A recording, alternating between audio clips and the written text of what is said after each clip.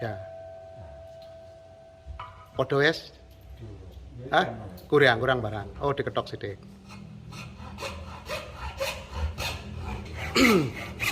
Saya sedang bersama seorang pembuat angklung.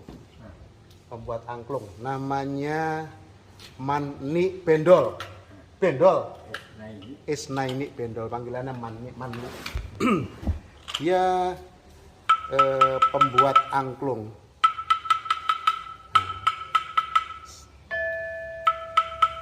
Oke, dia sedang menyetem angklung, merawat angklung yang ada di warung Kemarang. Dia merawat yang nadanya kurang pas, dipas-paskan sehingga nada selindrunya atau nada-nadanya matching dengan semua alat musik yang ada, dengan selentem, dengan peking dan sebagainya sama, sehingga enak didengarkannya. Jadi ini kembali kepada Mani Bendol ini, orang asli dari Riko Wong di Mani, Singotrunan. Jadi Singotrunan Banyuwangi. Beliau sejak muda pekerjaannya adalah membuat angklung bambu. Jadi angklung bambu seperti ini. Nah, ini angklung bambu. Mirip dengan angklung Sunda, mirip. Cuman ini tidak dikocok. Kalau angklung Sunda dikocok, kalau angklung Banyuwangi itu dipukul.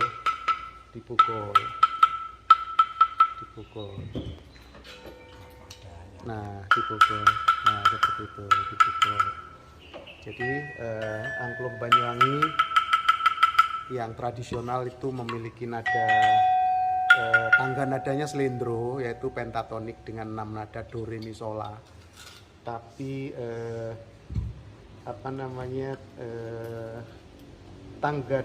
nada dasarnya di la sama dengan C crash minor. La itu di C crash. Jadi seperti inilah. Jadi angklung bumbung. Jadi ini yang bawah ini namanya bumbungnya. Oh, saya habis naik sepeda tadi, habis sepedaan, jadi masih pakai ini. Jadi ini adalah bumbung. Baru ini alat resonansnya. Jadi dari suara dari nada dari sini dikeluarkan berresonansi di sini. Berresonansi dengan mengeluarkan tangga nadanya bisa di sini bumbung ini sebagai resonansi menghasilkan nada, kemudian ini menjadi speakernya yang mempertajam, membuat lebih keras. Jadi resonansinya mendapat gain dari sini. Ini antenanya, gainnya. Ini sumber nadanya dari sini. Beginilah angklung using. Kemudian angklung using ini disusun, ditata dalam kerangka seperti ini. Ini contoh salah satu angklung using ya, yang sudah dipasang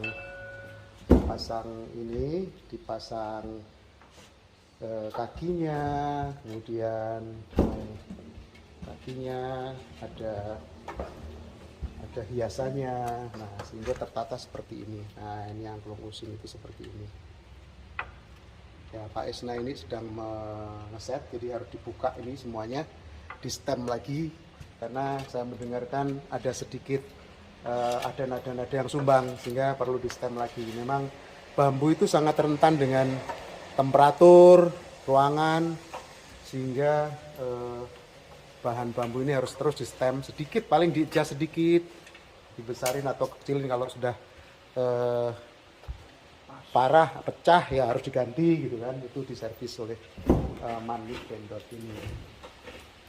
Itu habis ini kita coba ngobrol dengan Mani sambil bekerja.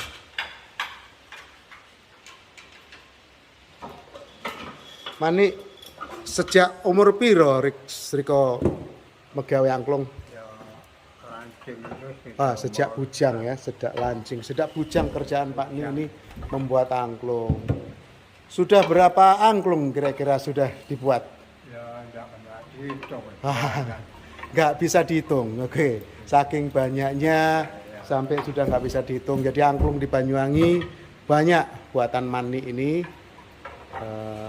angklung bambu, angklung osing bambu Banyuwangi ini banyak dibuat oleh Mani ini.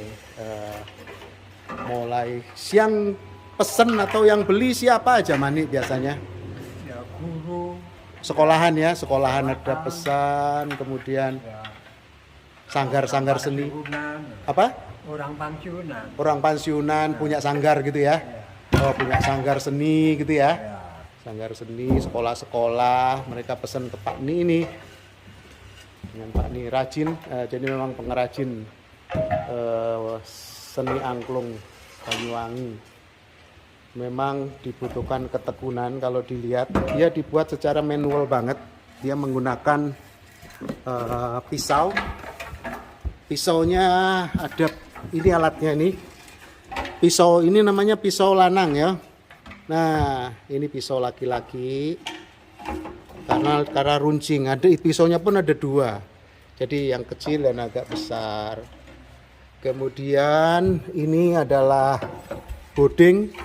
Boding ini untuk memotong-motong bambu atau yang masih besar. Nah, kalau halus-halus itu seperti ini. Ini menggunakan gergaji. Jadi ada inilah alatnya kalau membuat angklung secara manual. Gergaji, pisau lanang 2 biji, sama boding atau paran bahasa Indonesia ini boding guys. Paran mana bahasa Indonesia nih? Ya, pisau besar. Nah, sama ini kayu untuk talenan. Kemudian inilah yang dia bentuk membuat seperti ini. Bambu tentu bambu yang pilihan, harus bambu-bambu yang tidak terlalu tebal dan tidak terlalu tipis. Bambunya tidak terlalu tebal dan terlalu tipis, tapi agar suaranya nyaring. Tentu bambu harus sudah kering, kalau masih basah nggak bisa. Nah, setelah itu ini alatnya Mani untuk nyetem. Untuk nyetem sekarang sudah modern. Ini baru kita belikan tool yang bagus ini.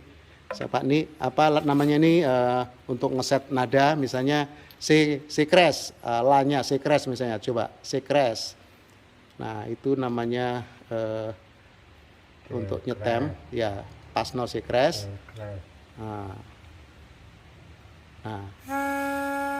Nah, coba la-nya di situ. Toto ada la-nya. La, la. Nah, di situ la.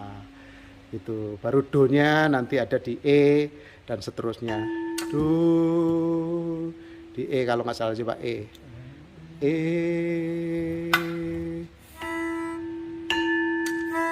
Nah, itu D, E, do, re, di F crash, re di E, F crash, F crash.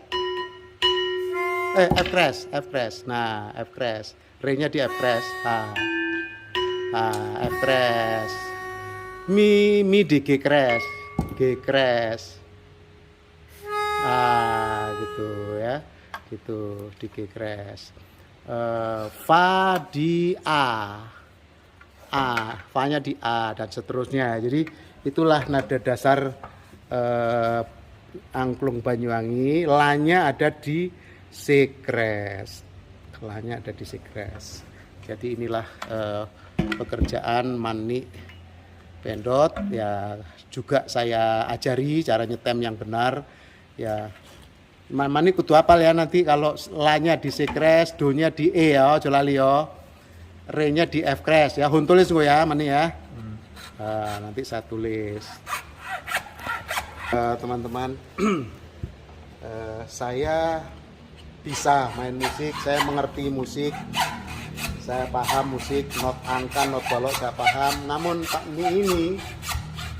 Ni ini hanya secara tradisional hanya mengerti. Pokoknya lah ya di situ, saya kira dia nggak paham. Akhirnya saya belikan alat tadi, saya belikan alat stem flute namanya, alatnya stem flute. Jadi harus seperti itu saya ajarkan. Nah, kenapa kalau nadanya kurang kecil harus dipotong? Karena bumbungnya itu semakin pendek dia semakin tinggi nadanya.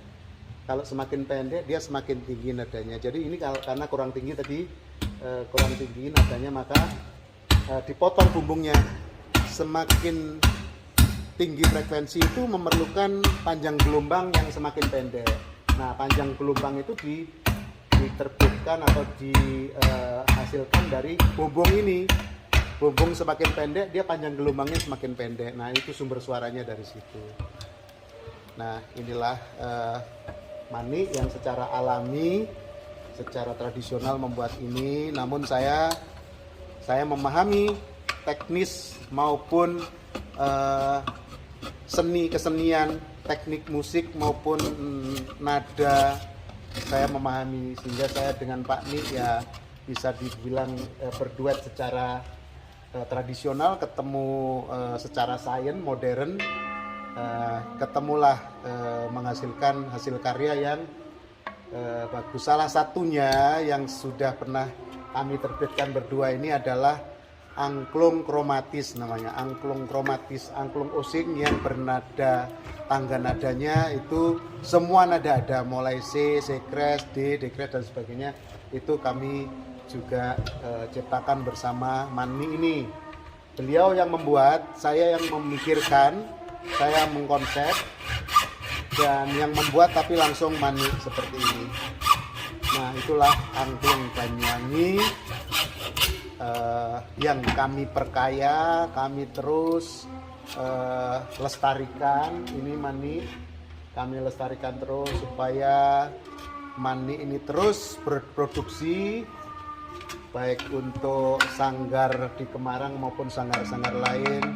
Kami juga melestarikan angklung Banyuwangi ini supaya terus semakin kaya, semakin hidup, dan gamelan Banyuwangi maupun musik-musik Banyuwangi terus dikembangkan.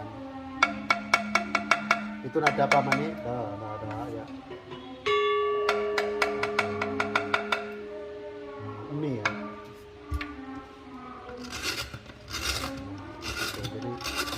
Kalau sudah jadi, sudah ada contohnya, garpu tala atau stem flute nggak diperlukan lagi. Stem flute itu untuk pertama kali menyetem. Kalau untuk menyamakan langsung kepada alat yang mau dijadikan referensi. Jadi ada satu alat yang sudah dianggap benar, lalu disamakan angklungnya dengan alat selengean itu. Lebih enak dan langsung. Tapi sumbernya tadi dari stem flute tadi, menggunakan stem flute. Nah, ditiup aja juga bunyi, tanpa dipukul pun juga bisa dari sumbernya tadi. Kalau kurang tinggi, maka dikurangi, tinggi bumbungnya tadi dikurangi.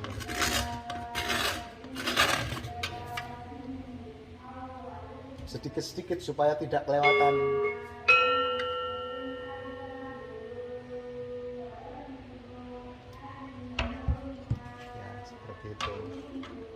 Itulah.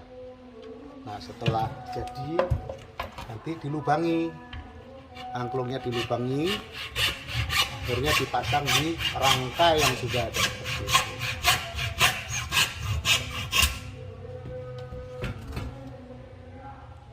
Nah, jadi semakin sekarang pekerjaan seperti Mani ini semakin langka. Sudah tidak mau anak-anak muda yang mau berbuat seperti ini. Nah, jadi Pak Ni ini termasuk orang langka nih. Belum ada yang muda-muda Pak Ni yang mau seperti ini ya. Nggak mau. Makanya saya coba pegawai saya untuk membuat juga saya ajarin. Saya bisa secara teknik, saya bisa melakukannya. Saya bisa menggambar, saya bisa membuat tabelnya. Kalau C itu diameter berapa, bumbung berapa, dan resonans berapa, saya udah buatkan. Tetapi pegawai saya yang masih muda nggak mau, dia pilih pekerjaan yang lain yang lebih simpel. Anak sekarang cenderung ingin lebih simpel, ingin lebih praktis. Nah, seperti ini. Jadi memang kurang praktis.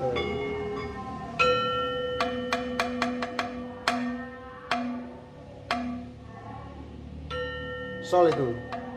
Sol. Sol. Coba nganggo garpu tala. Sol. Solnya itu ada di la sol si D crash. D crash. Delta. D. Hah? Oh B. B. Oh iya ya B. Ya, oke coba B itu sol. B itu sol. Coba lagi, tiup sambil niup.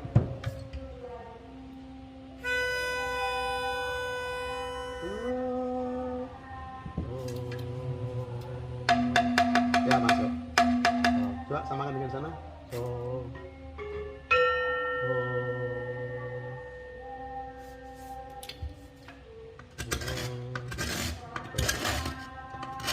Nah, supaya sama. Ya, sol itu di B ya, cocok ya. Nah, wis penter di gua. Mani sudah penter. Solnya itu ada di B. Kalau di La sama dengan C crash, solnya ada di B. Mantap, udah penter Pak Ni. La C crash, la rendah itu Pak Ni. La C crash, dodon C crash. Nah, kurang tinggi.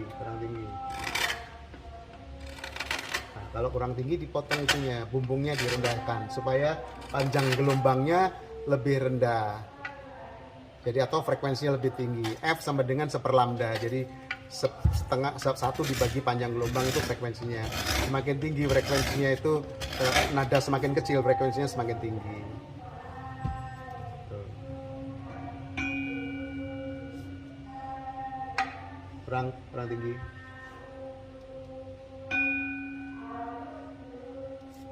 Kurang tinggi ya. Di situ ngetesnya pakai telinga. Saya sedang carikan ada juga seperti alat ngukur gitar, ngukur frekuensinya. Sebenarnya frekuensi itu bisa diukur. Ada alat yang bisa mengukur frekuensi majority, frekuensi yang dominan di suatu alat itu. Ada aplikasinya, tetapi untuk angklung ini agak susah saya coba. Kalau gitar bisa mungkin karena ininya sangat, saya sedang carikan, mudah-mudahan dapat. Untuk angklung itu timbrenya agak susah, frekuensi dominannya itu agak belum dapat sampai sekarang. Kalau gitar teng itu bisa langsung muncul itu C crash gitu, bisa muncul dia. Tapi untuk angklung ini karena timbrenya agak susah, saya lagi carikan, mudah-mudahan dalam waktu dekat dapat. Atau paling tidak pengukur frekuensi dominan. Misalnya La itu ada di A itu ada di 440 Hz. Nanti saya tinggal kasih aja angkanya ke Pak Di, kalau C crash berapa, di frekuensi berapa dan sebagainya. Itulah di C crash, kalau C di frekuensi berapa nanti saya bisa carikan tool berikutnya. Tetapi dengan stem flute lebih natural. Dengan stem flute itu telinga tetap menggunakan telinga, teng ditiup teng harus sama. Inilah cara pembuatan angklung angklung osing Banyuwangi yang masih secara tradisional. Saya pingin sih suatu saat nanti supaya anak-anak muda mau mengerjakan hal seperti ini, saya akan cari mesin, mungkin sejenis mesin bubut. Sebenarnya tidak susah. Mungkin mesin bubut ini dipotong secara miring gitu, terus lurus, baru nanti diperhalus. Mungkin sudah ada alat mesin bubut yang seperti ini. Nanti mudah-mudahan ada teman-teman atau penggemar musik yang sudah tahu teknologi mesin mechanical yang membuat ini, sehingga tidak secara manual hanya stemnya aja. Misalnya diameter lubang sekian untuk mendapatkan nada C misalnya, itu harus sepanjang berapa, panjang gelombangnya, ini bumbung ini panjang gelombangnya berapa, terus dipotong secara miring, digergaji secara miring, setelah itu lurus. miring lurus, nanti kemiringannya di setel di alat mesin bubutnya itu. Saya ingin mencari suatu mesin bubut yang sederhana sehingga pembuatan angklung itu bisa dilakukan secara menggunakan teknologi, sehingga anak-anak muda mau melakukan ini. Kalau masih manual seperti ini, anak-anak muda nggak ada yang mau karena cukup rumit itu. Manik, karena Manik bendol ini sejak muda ya menukini ini, jadi udah biasa melakukan hal itu, jadi nggak begitu. Nah, Manik, boleh nggak dapat rahasianya nih?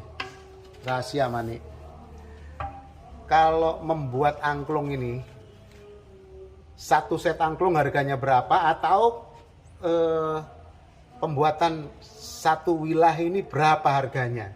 Boleh nggak tahu rahasianya Manik? Kalau per wilayah itu ada yang besar itu lain. Kalau yang besar itu Berapa?